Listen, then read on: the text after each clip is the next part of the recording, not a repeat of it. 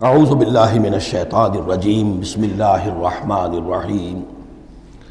اب ہم اللہ کے نام سے قرآن حکیم میں مکی اور مدنی صورتوں کا جو دوسرا گروپ ہے اس کی مدنی صورتوں کے جوڑے کا مطالعہ شروع کر رہے ہیں۔ مکیات اس دوسرے گروپ میں دو ہیں، سورۃ الانعام، سورۃ الاعراف، جن کا مطالعہ ہم کر چکے، اور میں نے ابتدا ہی میں عرض کیا تھا کہ یہ گروپ اس اعتبار سے متوازن ہے کہ اس میں دو ہی صورتیں مکی ہیں، دو ہی مدنی ہیں۔ انفال اور توبہ یہ دو مدنیات ہیں۔ ان کا جو ربط اور تعلق ہے اس گروپ کی مکی صورتوں کے ساتھ، پہلے تو اس کو سمجھ لیجئے۔ ہم دیکھ چکے ہیں سورہ انعام اور اعراف میں کہ ان میں اتمام حجت ہوا ہے بنو اسماعیل پر یا مشرکین عرب پر۔ اس اتمام حجت کے بعد اللہ کا جو ہمیشہ سے ضابطہ اور قاعدہ رہا ہے، قانون رہا ہے کہ کسی رسول کے بھیجے جانے کے بعد اور اس کی جانب سے اتمام حجت کے کیے جانے کے بعد بھی اگر کوئی قوم کفر پر اڑی رہے بحیثیت مجموعی تو اس پر عذاب الہی آتا ہے، عذاب استیصال۔ اگرچہ یہ عذاب مختلف شکلوں میں آیا، کہیں کسی قوم کو ان کے اپنے ہی علاقوں میں سیلاب بھیج کر اور غرق کر دیا گیا، جیسے حضرت نوح علیہ السلام۔ کہیں کوئی بہت تیز آندھی بھیجی اور اس کے نتیجے میں جیسے کہ قوم عاد کے اوپر عذاب آیا، کہیں زلزلہ آیا، کہیں آسمان سے پتھراؤ ہوا جیسے کہ عمورہ اور صدوم کی بستیوں پر ہوا، کہیں جیسا کہ آپ کو معلوم ہے کہ آل فرعون کو ان کے محلوں سے اور گھروں سے نکال کر لا کر اور سمندر میں غرق کر دیا۔ تو قریش پر جو عذاب آیا ہے اللہ تعالیٰ کا، وہ اپنی نوعیت میں منفرد ہے، چونکہ حضور خود قرشی تھے، بنی اسماعیل میں سے تھے، اور آپ نے اتمام حجت کر دیا ان پر 13 برس تک، 12 برس تک دعوت دے کر۔ تو اب گویا کہ وہ عذاب الہی کے مستحق ہو گئے تھے، لیکن یہ عذاب الہی جو ہے قریش پر جو آیا ہے وہ بالاقساط آیا ہے۔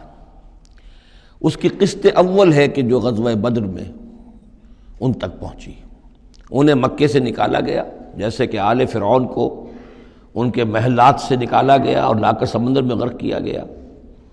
وہ مکہ دارالحرم تھا، وہ تو جگہ تھی حرم، لہذا وہاں سے انہیں نکالا گیا، اور میدان بدر میں پہلی قسط عذاب الہی کی انہیں وصول کرنی پڑی۔ ان کے 70 سردار کھیت رہے اور معجزانہ طریقے پر کھیت رہے، اس میں کوئی شک نہیں کہ جیسے عذاب الہی پہلے قوموں پر آتے تھے اسی طرح کا معاملہ یہ ہوا ہے کہ تقریباً نہتے 313 میں سے صرف 8 افراد کے پاس تلواریں تھیں، اور ادھر سے 1000 پوری طرح کیل کانٹے سے لیس ہو کر آئے تھے۔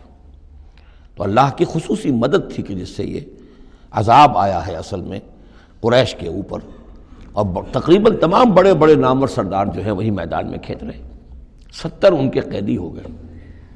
ابھی زخمی کتنے ہوئے ہوں گے انہیں بھی آپ ذہن میں رکھیے۔ تو یہ عذاب کی پہلی قسط تھی جو غزوہ بدر میں آئی ہے، اور پھر عذاب کا آخری مرحلہ آیا ہے سن 9 ہجری میں، جب مشرکین عرب کو آخری الٹیمیٹم دے دیا گیا کہ اب بس چند مہینے کی تمہیں مہلت دی جا رہی ہے، اس کے اندر اندر یا ایمان لے آؤ اور یا تمہیں تہہ تیغ کر دیا جائے گا۔ فَإِذَا انسَلَخَ الْأَشْهُرُ الْحُرُمُ فَاقْتُلُوا الْمُشْرِكِينَ حَيْثُ وَجَدتُّمُوهُمْ۔ اب یہ انتہائی اس کے توہین اور تذلیل کے ساتھ چیلنج تھا۔ یہ دوسری بات ہے کہ وہ سب لوگ ایمان لے آئے اور یہ قتل عام کی نوبت نہیں آئی، لیکن یہ کہ یہ آخری قسط تھی۔ وہ آخری قسط جو ہے سورہ توبہ میں بیان ہوئی ہے، اور عذاب کی پہلی قسط جو ہے وہ سورہ انفال میں ہے۔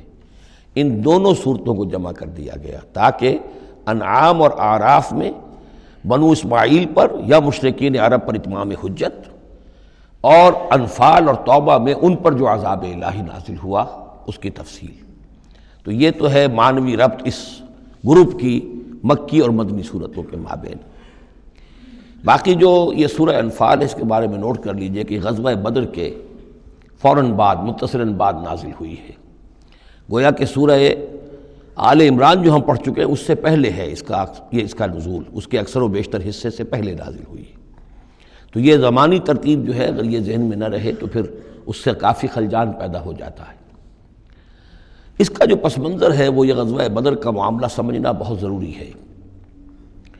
دیکھیے یہاں تفصیل کا موقع تو ہے نہیں، میں نے سیرت النبی علیہ صاحب الصلاۃ والسلام سے منہج انقلاب نبوی کے جو مختلف سٹیپس ہیں کہ اس میں کن کن مراحل سے ہو کر آپ نے دین کے غلبے کا جو فرض منصبی آپ کے حوالے کیا گیا تھا اس کی تکمیل فرمائی، تو اس میں یوں سمجھیے کہ ایک مرحلہ تھا جو مکے میں طے ہو گیا، اور وہ اصل میں 4 مرحلے تھے: دعوت، تنظیم، تربیت اور صبر محض۔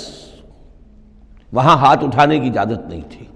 ہم پڑھ آئے ہیں، سورہ نساء میں آ چکا ہے کہ اس وقت حکم تھا کفو ایدیا کو، اپنے ہاتھ بندھے رکھو، تمہارے چاہے ٹکڑے اڑا دیے جائیں، تمہیں زندہ جلا دیا جائے، تم کوئی انتقامی کارروائی تو دور کی رہی، مدافعانہ کارروائی بھی نہیں کرو گے۔ No raising of hands even in self defence.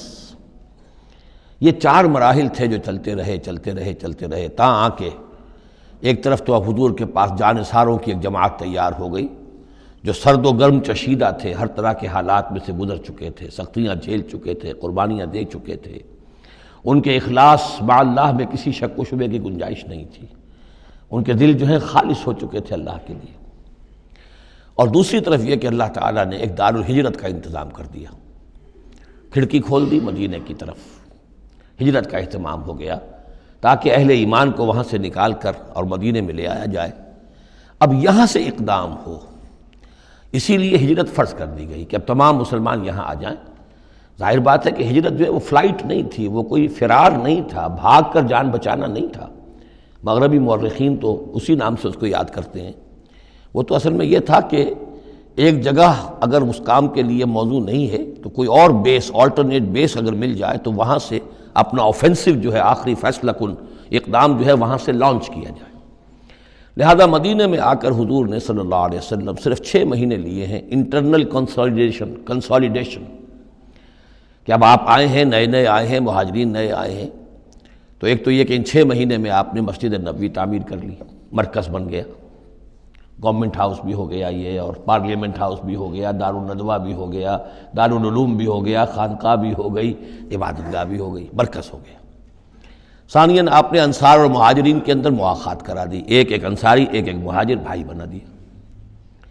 تیسرے یہ کہ آپ نے بہت بڑا کام یہ کیا کہ جو یہود کے قبیلے وہاں آباد تھے ان کو آپ نے ان کے ساتھ ایک معاہدہ کر لیا، جوائنٹ ڈیفنس آف مدینہ، میثاق مدینہ، مدینہ کی ایک مدافعت جو ہوگی وہ مشترک ہوگی، کوئی بھی حملہ آور آئے گا باہر سے تو مل کر مسلمان اور یہودی اس معاملے میں ایک ملت ہوں گے اور دفاع کریں گے مدینہ کا۔ بس 6 مہینے آپ نے اس کام میں لیے، 7ویں مہینے سے پھر آپ نے کچھ چھوٹے چھوٹے دستے بھیجنے شروع کر دیے، چھاپا مار دستے سمجھ لیجئے، کہ جس سے وہ جو کیروان روٹس تھے، قریش کی لائف لائن یہی تھی، ان کا تجارتی سلسلہ تھا، شام کی طرف قافلے جو جاتے تھے وہ بدر سے ہو کر گزرتے تھے، بدر کے قریب سے، اور بدر جو ہے مدینے سے قریب تر تھا، مکے سے فاصلہ زیادہ ہے، اور جو قافلے جاتے تھے یمن کو وہ طائف سے ہو کر گزرتے تھے۔ تو آپ نے ان راستوں کے اوپر چھاپا مار دستے بھیجنے شروع کر دیے۔ جدید اصطلاح میں اس کو یہ کہا جائے گا کہ اکنامک بلاکیڈ آف مکہ۔ 8 ایسی مہمیں غزوہ بدر سے پہلے ثابت ہیں 1.5 سال کے اندر۔